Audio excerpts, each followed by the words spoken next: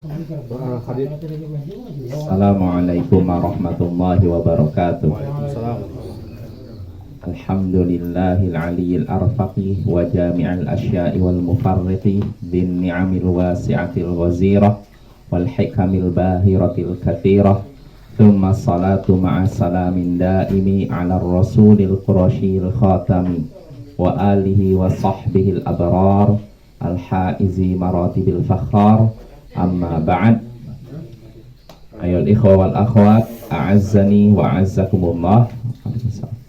Saudara-saudariku yang semoga dimuliakan oleh Allah, kita bertemu kembali di malam Sabtu untuk mengkaji tafsir Jalalain, yaitu tafsir Al-Quran yang disusun oleh dua imam, Imam Jalaluddin As-Suyuti dan Jalaluddin Al-Mahalli.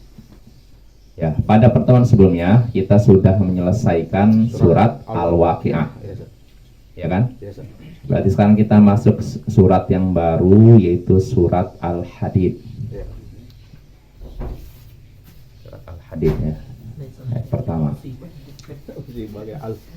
Ya, kita baca ayatnya dulu. A'udzu billahi minasyaitonir rajim.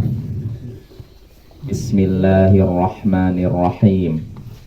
Sabbaha lillahi ma fis samawati wal ardi wa huwal azizul hakim.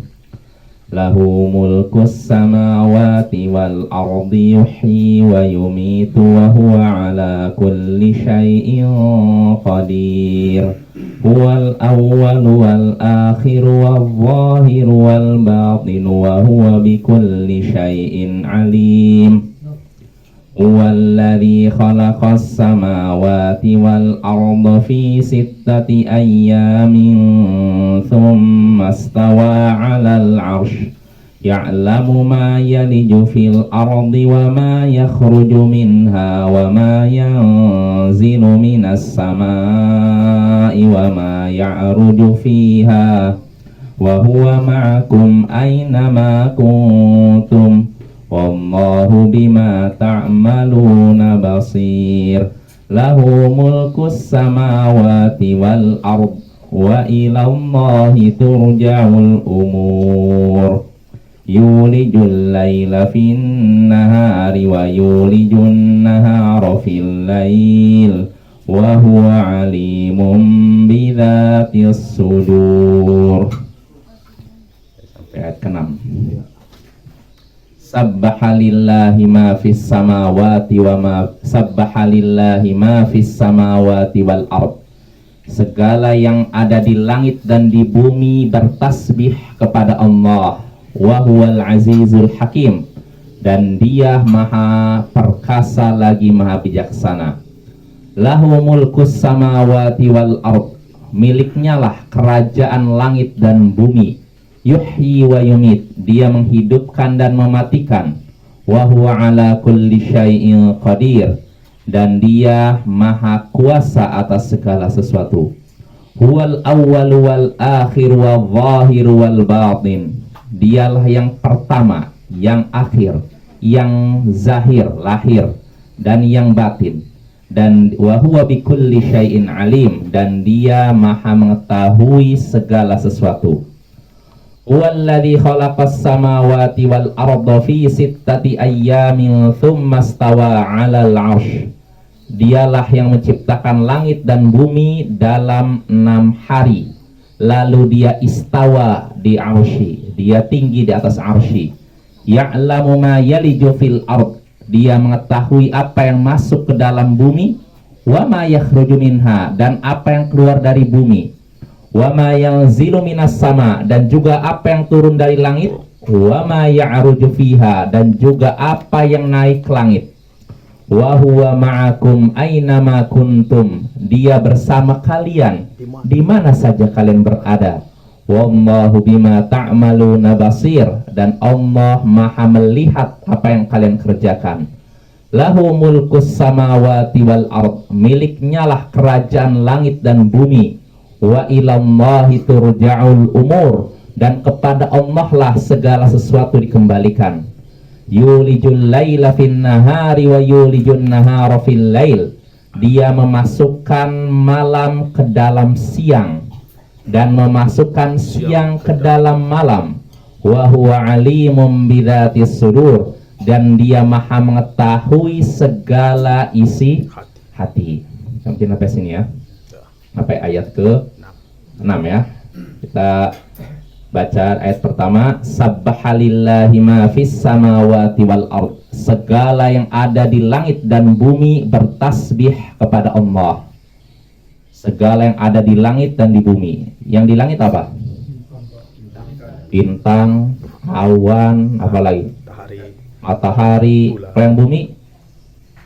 Ya semuanya, manusia, hewan, semuanya. Tanah, pepohonan, rumput dan semacamnya, semuanya bertasbih kepada Allah. Ayat ini sudah kita singgung dalam beberapa ayat kan.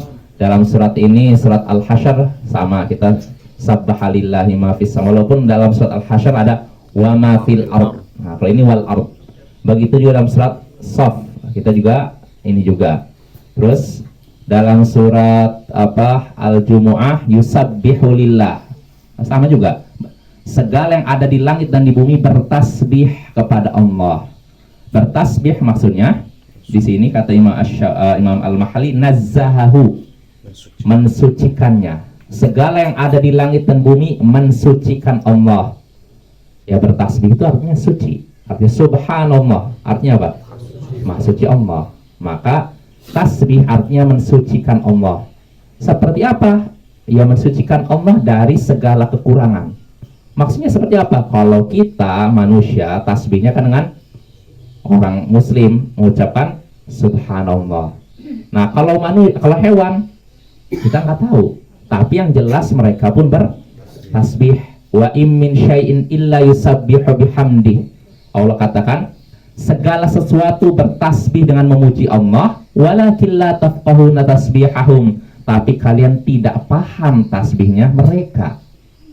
Jadi segala sesuatu, mau manusia, hewan, tumbuhan, semuanya bertasbih. Langit, bumi bertasbih kepada Allah, tapi kita tidak tahu tasbih mereka. Ini harus kita yakini ya. Mungkin ada yang bertanya, loh masa hewan, pepohonan tasbih? Ya memang gitu. Allah yang mengabarkan. Kalau hewan mungkin ya jelas berbicara, tapi kalau pepohonan apa iya bertasbih? Iya, kalau Allah mengabarkan bertasbih, bertasbih. Karena Allah katakan segala sesuatu. Segala sesuatu artinya mencakup benda yang menurut kita hidup maupun tidak hidup kan. Dan pepohonan ini makhluk hidup kan. Bahkan Bapak mungkin pernah dengar pohon yang sering diajak ngobrol katanya beda dengan pohon yang dicuekin. Katanya menurut penelitian gitu. Bahkan ada sebuah penelitian kalau kita nih ada seorang peneliti Amerika kalau salah atau Jepang lupa.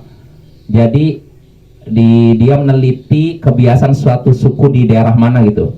Jadi kalau ingin mematikan pohon nggak ditebang, tapi diteriakin terus satu kampung. Wow.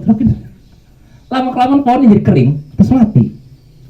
Nah artinya pohon pun seperti itu, mirip seperti hewan dan manusia. Jadi kalau diteriakin terus, dia juga jadi mengering, terus mati. Artinya pohon pun yaitu hidup ya. Makanya kalau mereka bertasbih wajar lah, karena mereka termasuk makhluk hidup ya. Bumi juga, langit juga. Makanya Allah katakan takadus samawati yatafattarna minhu wa tanshaqqul ardu wa takhirul jibalu hadda an da'u lirrahmani walada. Allah katakan mereka berkata bahwa Allah punya anak. Siapa mereka ini? Empat itu kan. Maka Allah katakan hampir-hampir saja langit pecah, bumi belah, gunung runtuh, gara-gara mereka mengatakan Allah punya anak.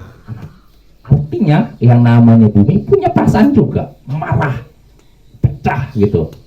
Jadi langit, bumi semua ini Allah berikan perasaan juga, walaupun kita tidak mendeteksinya bisa jadi. Tapi itu bukti nyatanya. Penelitian itu tumbuh-tumbuhan, bayangkan. Kalau diteriakin bisa kering, dan kalau diajak ngobrol disayang bisa subur. Bahwa ini itu menunjukkan yaitu bahwasanya tasbih ini berlaku pada semua makhluk, baik manusia, hewan maupun tumbuh-tumbuhan. Akan tapi Allah katakan la tafqahuna tasbihahum, kamu tidak paham cara tasbihnya mereka. Ya, tapi kita yakini segala sesuatunya bertasbih. Nah, segala yang ada di langit dan bumi bertasbih kepada Allah, mensucikan Allah dari segala kekurangan. Ini menunjukkan keagungan Allah. Bayangkan, seluruh yang ada di langit dan bumi bertasbih kepada Allah. Artinya luar biasa kan, Allah Maha Agung ya. Wa huwal azizul hakim, dan dia maha perkasa lagi maha bijaksana. Dia maha perkasa fi mulkihi, dalam kerajaannya. Allah tuh maha perkasa dalam kerajaannya. Maksudnya apa perkasa itu? Artinya tidak ada satupun makhluk yang bisa menghalangi kehendaknya. Kalau Allah menginginkan sesuatu, nih pun langsung jadi. Nggak ada satupun makhluk yang bisa menghalangi ya. Kalau misalkan Allah takdirkan fulan mati sekarang, jam segini, hari ini, bulan ini, apa ada yang bisa nolak? Nggak bisa, ya nggak bisa. Seandainya ada makhluk yang punya keistimewaan nolak mati, tentu itulah Nabi kita, ya nggak? Namun Nabi kita sendiri nggak bisa nolak mati. Tapi kalau Syekh Sufi katanya ada yang bisa nolak mati. Ada yang cerita khurafat kayak gitu. Ada yang memandikan jenazah sendiri. Iya itu, itulah. Kalau orang yang masih waras nggak akan percaya, Bapak. Khurafat itu nggak mendidik kita, nggak bikin kita cerdas ya. Kalau kita percaya sama khurafat, kecerdasan kita berkurang drastis. Maka bersyukurlah atas nikmat tauhid dan sunnah, Bapak ya. Orang yang udah kenal dakwah tauhid, dakwah sunnah itu cerdas sebenarnya. Tapi kalau orang sudah diracuni syirik sama bid'ah, itu kecerdasannya berkurang.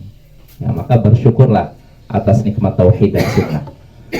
Jadi kita kembali lagi, Allah itu maha perkasa dalam masalah kerajaannya. Artinya tidak ada satupun makhluk yang bisa menghalangi kehendak Allah. Dan dia juga al-hakim, maha bijaksana fi sun'ihi, dalam perbuatannya. Artinya perbuatan Allah itu bijak, mengandung hikmah. Sudah kita singgung, ayat ini menunjukkan bahwa segala perbuatan Allah mengandung hikmah. Allah ketika menakdirkan sesuatu, melakukan sesuatu, pasti ada sebabnya, ada tujuannya, dan ada hikmahnya. Inilah keyakinan ahlus sunnah wal jamaah. Nah ini Bapak ya, mungkin nggak apa-apa diulang biar kita ingat. Segala sesuatu ada sebabnya, ada tujuannya, ada hikmahnya.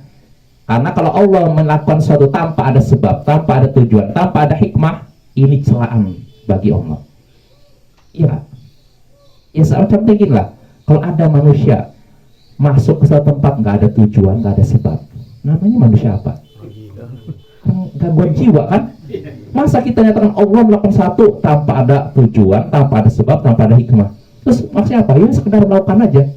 Wah ini celaan bagi Allah, celaan terhadap Allah. Dan ada yang seperti ini. Sekte Asy'ariyah, kelompok Asy'ariyah menyatakan Allah melakukan sesuatu semata-mata kehendak Allah saja, tanpa ada tujuan, tanpa ada sebab, tanpa ada hikmah. Nah ini celaan terhadap Allah.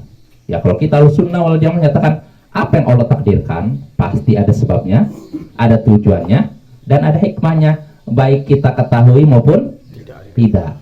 Nah ini Bapak ya, apapun ya di bumi ini, apa misalkan kita diberikan musibah, diberikan rezeki, jadi Allah nggak cuma sekedar kamu berikan rezeki, nggak ada tujuan, nggak mungkin. Allah ngasih musibah seorang, nih dikasih musibah, nggak ada tujuan, nggak mungkin. Pasti ada sebabnya, tujuan, dan hikmahnya ya. Yaitu, jadi Allah itu maha perkasa dan dia juga maha bijaksana. Digandengkan perkasa dan bijaksana, ini menunjukkan kesempurnaan Allah. Ya tidak? Kira-kira pada sisi mana guys? Perkasa dan bijaksana. Ini kalau kita pernah belajar Al-Qaidul Mutlaq disebutkan. Kalau perkasa saja kadang bisa berbuat zalim. Betul. Kalau misalkan manusia nih, dia perkasa saja, cenderungannya kalau orang udah perkasa, zalim, ya nggak? Ya. Tapi kalau Allah perkasa tapi tidak zalim, Allah bijak. Keperkasaannya tidak mendorong Allah untuk berbuat zalim. Beda dengan kita kan? Kalau kita udah punya perkasa nih, udah punya kekuatan, cenderungnya kita apa? Menindas orang lain. Kalau orang udah punya kekuasaan, cenderungnya wah, dia punya musuh, pengennya wah dihabisi. Ini dulu yang pernah ini saya nih, kalau saya dihabisi dia, masukkan ke penjara atau diapakan, ya kan gitu kan? Kalau manusia cenderung itu Bapak. Kalau udah punya kekuasaan tuh udah pengennya istilahnya unggul di atas musuh-musuhnya. Ya, siapapun yang dianggap musuhnya disingkirkan. Nah ini manusia. Kalau Allah nggak seperti itu. Allah perkasa, tapi Allah tidak berbuat zalim. Allah bijak, ya, menempatkan segala sesuatu pada tempatnya, ya. Nah, itulah alasan kenapa kita bertasbih kepada Allah. Lihat, Allah itu perkasa, bijak. Keperkasaan Allah tidak mendorong Allah untuk berbuat zalim, ya. Sabbahalillahi ma fis samawati wal ard wa huwal azizul hakim. Segala yang ada di langit dan bumi bertasbih kepada Allah, dan Dia maha perkasa lagi maha bijaksana.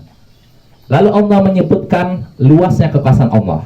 Tadi kalau disebutkan segala yang di langit dan di bumi bertasbih pada Allah, ini menunjukkan keagungan Allah. Nah, sekarang Allah menyebutkan luasnya kekuasaan Allah. Allah katakan lahu mulkus samawati wal ard. Miliknya lah kerajaan langit dan bumi. Yang ada di langit, langit ketujuh lapis, dan bumi 7 lapis, ini semua milik Allah, ya. Yuhyi wa yumit. Dia menghidupkan dan mematikan. Yuhyi, menghidupkan, bil insya, yaitu dengan menciptakan. Allah menghidupkan seorang maksudnya dengan menciptakan dia, nih, gitu. Wa yumit ba'dahu, dan Allah mematikan setelahnya. Setelah apa? Setelah menciptakan. Jadi setelah menciptakan, apa? Ini dihidupkan, lalu matikan setelah dia ada, setelah dia diciptakan. Jadi yang namanya menghidupkan dan matikan seperti itu, dan ini hanya bisa dilakukan oleh Allah. Karena apa, Bapak? Mungkin Bapak ingat yang kisah Nabi Ibrahim ketika berdebat dengan Raja Namrud. Kata Ibrahim, Rabbiyalladzi yuhyi wa yumit, Tuhankulah yang menghidupkan dan mematikan.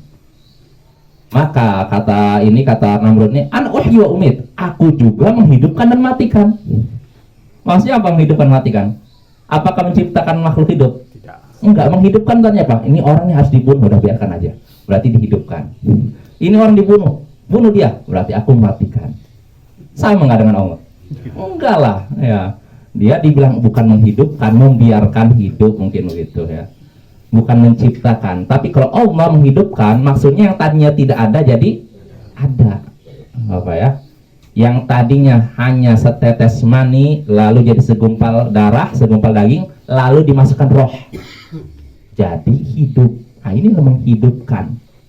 Jadi setelah ditiupkan roh, dianggap makhluk hidup. Ya, itu kita lanjut lagi. Jadi Allah ingin menunjukkan luasnya kekuasaan Allah. Allah katakan milik Allah lah kerajaan langit dan bumi. Dia menghidupkan dan mematikan. Wa huwa ala kulli syai'in qadir, dan Dia maha kuasa atas segala sesuatu. Artinya Allah kuasa untuk melakukan apa yang Dia kendaki dan apa yang tidak Dia kendaki. Nah, ini maksudnya, ya. Allah maha kuasa atas segala sesuatu. Artinya kalau memang sesuatu itu dikehendaki Allah, Allah sanggup untuk melakukannya. Kalau tidak dikehendaki Allah, sanggup tidak Allah lakukan? Sanggup, Bapak. Jangan sampai ragu. Kalau ragu, berarti jadi Asy'ariyah. Karena Asy'ariyah berpendapat Allah tidak sanggup melakukan apa yang tidak Dia kehendaki. Maksudnya jelas, Bapak? Kan kadang suatu perkara kadang Allah kehendaki dan kadang tidak kehendaki. Allah sanggup melakukan semuanya, iya nggak? Mau apa yang Dia kehendaki dan apa yang tidak Dia kehendaki, Allah sanggup, ya kan? Ya, iya aja, iya nggak, Bapak? Ya, itu menunjukkan Allah itu wallahu ala kulli syai'in qadir. Allah maha kuasa atas segala sesuatu. Ini mutlak, tidak ada pengecualian. Jadi nggak ada satupun ayat atau hadis Allah maha kuasa atas segala sesuatu kecuali apa yang tidak Dia kehendaki. Nggak ada satupun ayat seperti itu. Itu seakan-akan sudah menurunkan kedudukan Allah. Jadi Allah itu kayaknya lemah. Allah hanya mampu melakukan apa yang Dia kehendaki. Apa yang tidak Dia kehendaki, Allah tidak mampu. Ini pujian untuk Allah, celaan.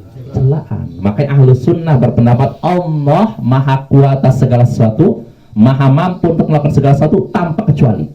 Baik apa sesuatu itu Dia kehendaki maupun tidak Dia kehendaki. Nggak apa ya, ini masalah akidah, Bapak. Walaupun tafsir, tapi nggak masalah akidah juga.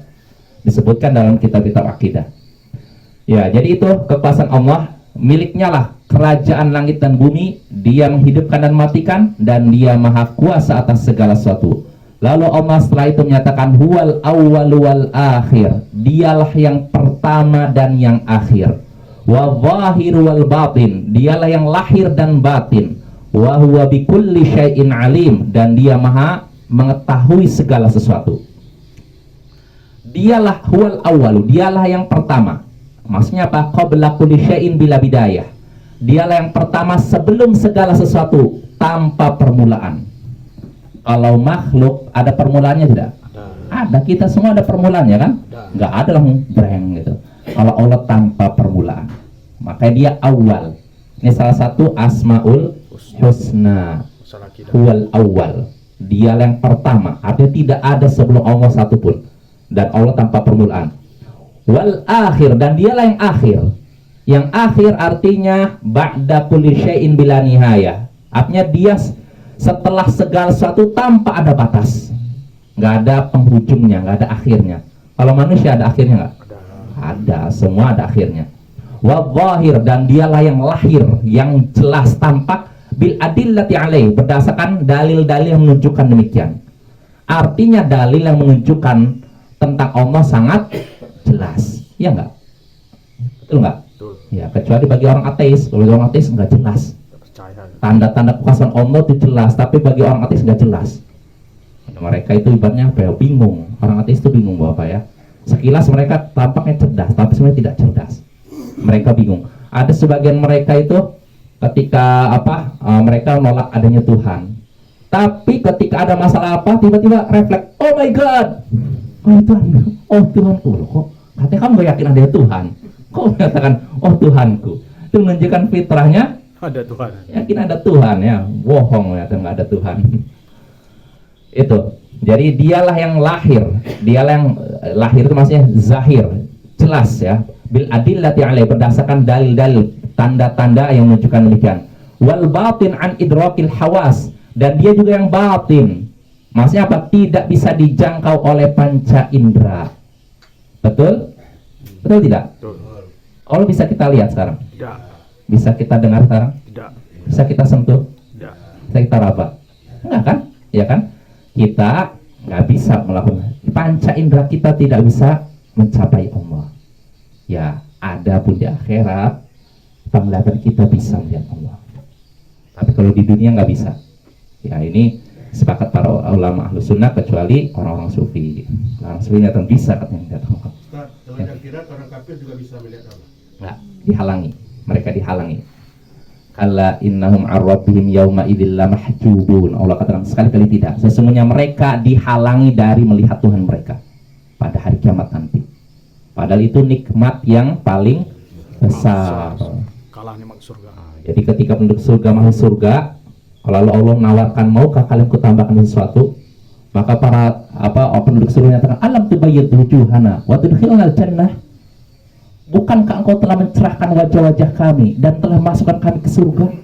Artinya kami sudah merasakan nikmat begini, nikmat yang luar biasa. Apa ada nikmat yang lebih Nikmat lagi. besar? Nah, disitulah fayakshiful hijab. Allah membuka tabir antar dirinya dengan hambanya. Maka ketika itu seluruh penduduk surga melihat wajah Allah. Dan tidak ada kenikmatan yang lebih nikmat daripada itu bagi mereka. Jadi mereka ketika melihat itu wajah Allah, lupa dengan kenikmatan surga. Dan ini juga, hadis ini juga menunjukkan dengan jelas penetapan sifat wajah bagi Allah. Allah punya wajah, tapi wajahnya tidak sama dengan Wajah makhluk. dan ini juga bikin bingung orang-orang Mu'tazilah, Jahmiyah, Asy'ariyah melihat wajah Allah. Waduh, mereka nolak adanya wajah, tapi gimana tadi? Dalam hadis penduduk surga melihat wajah Allah. Apa ya? Bingung mereka akhirnya. Makanya alhamdulillah orang yang tidak terpengaruh ilmu filsafat, ilmu kalam itu tenang aja, baca ayat-ayat sifat tenang biasa saja. Tapi kalau orang sudah pakai ilmu teracun ilmu filsafat, ilmu kalam, membayangkan sesuatu dengan akalnya. Wajah, oh wajah berarti seperti saya, ada hidungnya, ada ini. Oh, nggak mungkin Allah itu. Akhirnya mereka nolak. Wajah. Padahal disebutkan dengan jelas, kenikmatan yang paling besar yang dirasakan penduduk surga itu melihat wajah Allah. Jelas kan? Ya kan? Tapi ditolak juga kayak gini. Na'udzubillah min dzalik. Berarti ada penyakit dalam hati mereka. Baca ayat gelisah, baca hadis gelisah, terus saya dibelokkan, belokan. Ya Bapak ya, maka bersyukurlah atas nikmat tauhid dan sunnah. Karena itu berpegang dengan tauhid dan sunnah itu fitrah manusia sebenarnya. Jadi asalnya seorang manusia itu Islam dan di atas sunnah. Tidak ada orang yang terjatuh dalam bid'ah kecuali sudah menyalahi fitrahnya, Bapak. Jadi hukum asalnya seluruh manusia itu muslim dan ahlu sunnah, Bapak. Jadi nggak usah kita, jangan dibalik hukum asalnya seorang itu ahli bid'ah, enggak. Hukum asalnya seorang itu berdasarkan fitrahnya. Fitrahnya manusia kan nol, kan bersih kan, bersih dari dosa kan, di atas Islam dan sunnah. Nah, cuma dalam perjalanannya orang tuanya, lingkungannya, temannya lah yang mengubahnya dari fitrahnya. Yang tadinya udah fitrah, ada yang masuk agama Yahudi, agama ini. Yang tadinya dia itu sebenarnya ahlu sunnah, tapi akhirnya masuk Jahmiyah, Mu'tazilah, Asy'ariyah, Khawarij, Syiah dan semacamnya. Jadi udah melenceng dari fitrahnya. Ya, kita kembali lagi Bapak. Jadi dialah Allah yang pertama, yang akhir, yang zahir ya, lahir dan batin, wa huwa bikulli syai'in alim, dan dia maha mengetahui segala sesuatu. Ada pengecualian? Tidak ada. Alhamdulillah. Ini ahlu sunnah. Tapi kalau orang Qadariyah nyatakan Allah mengetahui segala sesuatu setelah terjadinya. Allah mengetahui perbuatan hamba setelah terjadinya. Adapun sebelum terjadi Allah tidak tahu. Nah, ini berarti muji Allah atau Allah. Syukurlah atas nikmat tauhid dan sunnah. Kalau kayak capres itu kalah Jokowi lagi ya, kalah Prabowo lagi, itu terkejut Allah itu. Kalau menurut takdir kan. Terkejut. Bukan. Itulah. Ya, ini Bapak ya, penyimpangan dalam masalah sifat-sifat nama dan sifat Allah ini ada banyak ya. Mudah-mudahan kita saat belajar tentang asma sifat ya. Kita kan udah belajar apa nih? Usul thalatha, qaidul arba', kita bertauhid. Nanti mudah-mudahan kita belajar akidah wasithiyah. Ada akidah wasithiyah atau hawiyah, lalu terus kita berikutnya ya. Jadi kita selama ini kan belajar tauhidnya uluhiyah kan? Iya. Kan tauhid ada 3 kan, rububiyah, uluhiyah, asma sifat. Iya. Kita baru uluhiyah kan? Ya sabar Bapak ya. Nanti insya Allah kita sampai tingkat berikutnya tauhid asma sifat. Tauhid asma sifat ini memang mungkin di antara 3 tauhid mungkin yang lebih agak berat. Tapi sebenarnya kalau kita nikmat belajar asma sifat. Nanti kita bisa ngerti, oh ternyata ini ayat-ayat sifat berbunyi tentang ini, penyimpang kelompok ini begini. Nah gitu Bapak ya. Tapi yang jelas ahlu sunnah berdalil dalam masalah tauhid asma sifat berdasarkan Al-Quran, hadis. Nggak ada yang pakai ini Bapak. Beda dengan kelompok lain, mereka itu menetapkan perkara dan masalah akidah pakai ini. Apa yang sesuai dengan ini terima, yang nggak sesuai dengan akal mereka tolak. Nah ini beda dengan ahlus sunnah. Kalau ahlus sunnah menjadikan akal ngikuti wahyu, bukan wahyu ngikuti akal.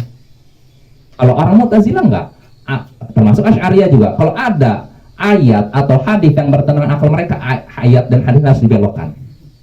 Kalau kita enggak, kalau ada ayat dan hadis yang bertentangan dengan akal kita, kalau ayat nih bertentangan ayat kita dengan akal kita, berarti akal kita yang harus ngikut. Kali. Ya. Nah, kalau misalkan hadis yang bertentangan akal kita, bagaimana? Lihat dulu. Kalau hadisnya sahih, berarti akal kita harus ngikuti hadis. Tapi kalau ternyata hadisnya lemah, ya sudah nggak bisa terima. Jelas Bapak ya? Ya kita lanjut. Dan dialah Allah. Ya. Kenapa sebagian orang ada menanya di mana dalil tauhid Tauhid. tauhid tadi ya, tauhid rububiyah dan asma sifat, mana dalil di Al-Quran katanya kan? Itu yang dia Ya tinggal tanya lagi Pak, tanya kepada orang nanya. Kalau menurut kamu rukun salat ada berapa? Oh 13. Mana ayatnya yang bilang 13? Mana yang garuk-garuk deh. Ya ada hadisnya. Garuk-garuk juga deh. Pembagian tauhid ini, kalau maksudnya ayat yang menyebutkan tauhid ada 3, hadis ada 3, nggak ada.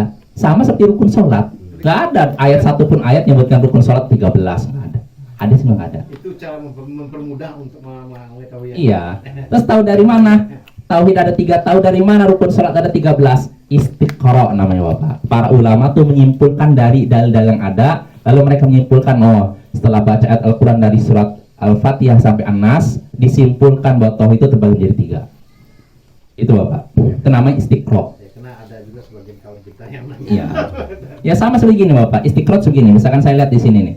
Lalu saya menyimpulkan misalkan di sini yang tidak memakai penutup kepala cuma 1. Benar apa salah saya? Hah? Benar nggak? Ada 2 ya? Enggak, dari sini yang ada depan saya aja. 1 Habib kan? Ya kan? Boleh nggak saya begini?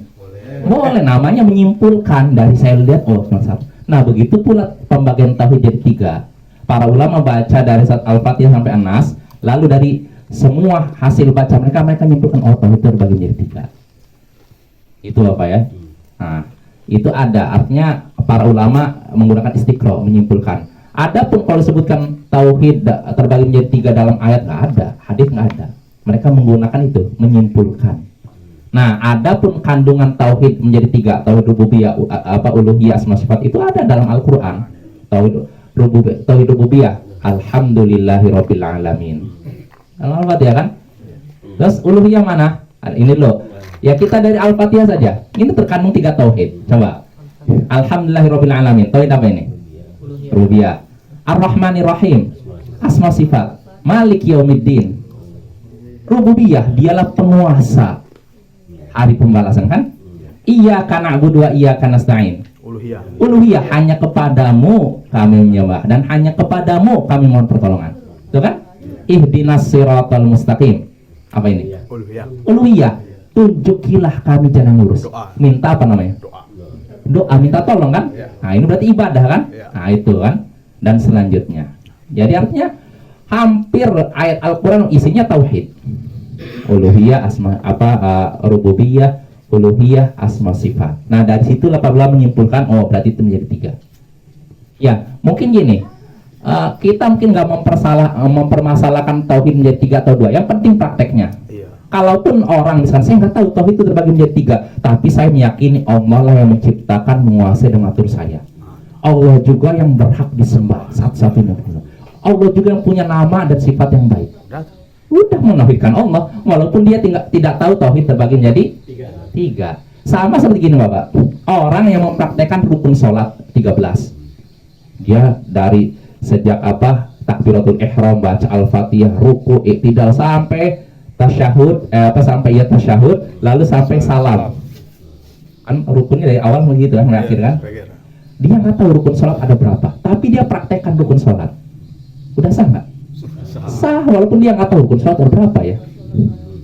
Nah, itu apa? Nggak, pembagian mungkin nggak terlalu penting, yang penting prakteknya.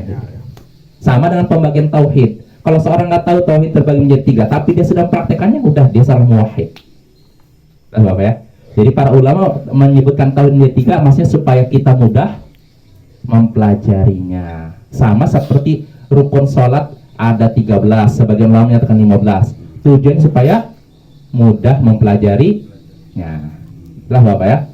Terus kalau kan ada juga orang yang mengatakan, oh ini pembagian tauhid menjadi 3 ini cuman karangan Ibnu Taimiyah. Karangan orang-orang Wahabi katanya. Ya, yang menyebutkan tauhid menjadi 3 ini bukan Ibnu Taimiyah. Jauh sebelum Ibnu Taimiyah sudah ada. Imam Ibnu Battah sudah menyebutkan. Ibnu Taimiyah hidup di abad ke-7 ya, 7 dan 8 ya, sekitar 600 sampai 700 Hijriah. Ibnu Battah 300. Berarti mana yang lebih dulu? Ibnu Battah udah disebutkan tauhid menjadi 3. Imam Ibnu Jarir At-Tabari juga menyebutkan. Mereka hidup ratusan tahun sebelum Ibnu Taimiyah. Ratusan tahun sebelum datangnya Muhammad bin Abdul Wahab yang disebut Wahabi ini. Maka gimana? Apakah mereka ngikutin orang belakangan gitu? Jadi Wahabi mereka. Jadi kadang lucu juga gitu. Karena ada kisah unik juga, Bapak. Jadi ada seorang bercerita tentang Wahabi menyebutkan Wahabi ini karangan Muhammad bin Abdul Wahab, ini Wahabi. Tapi akhirnya disebutkan orang debat ini. Tapi ini disebutkan oleh ulama terdahulu disebutkan. Saya lupa. Apakah Imam At-Tabari atau Al-Qurtubi? Oh itu juga Wahabi katanya. Padahal hidupnya jauh sebelum Muhammad bin Abdul Wahab dianggap Wahabi juga. Lucu kan? Orang yang sudah mati ratusan tahun dianggap pengikutnya Muhammad bin Abdul Wahab yang hidup ratusan tahun setelahnya. Aneh nggak? Jadi kadang gitu, unik. Nah, sampai Syekh Albani juga menyebutkan juga dalam silsilah Shahihah kalau nggak salah. Beliau menyebutkan ketika beliau dulu di Suriah kalau nggak salah. Jadi ada seorang guru ini Kristen. Dia menceritakan tentang sejarah gerakan dakwah Muhammad bin Abdul Wahab ini. Yang disebut katanya orang Wahabi. Oh, dia tuh gini. Nah, kata Syekh gitu ya, ada seorang murid ngatakan, kayaknya orang ini Wahabi deh. Padahal di agamanya dia lagi cerita sejarah Wahabi, ceritanya menggebu-gebu gitu. Wah, dia ini begini, wah, semangat menceritakan itu. Padahal agamanya Kristen nih. Wah, tiba-tiba murid, oh, sebenarnya Wahabi nih. Pokoknya gitu. Itulah orang awam tuh kadang lucu gitu. Itu kalau dibukukan bagus juga tuh. Kata Imam Nujawzi itu kisah-kisah orang yang idiot dan tolol itu dikumpulkan. Ya, lanjut ya. Jadi sekali lagi dialah Allah yang pertama, yang akhir, yang lahir, yang batin, dan dia maha mengetahui segala sesuatu.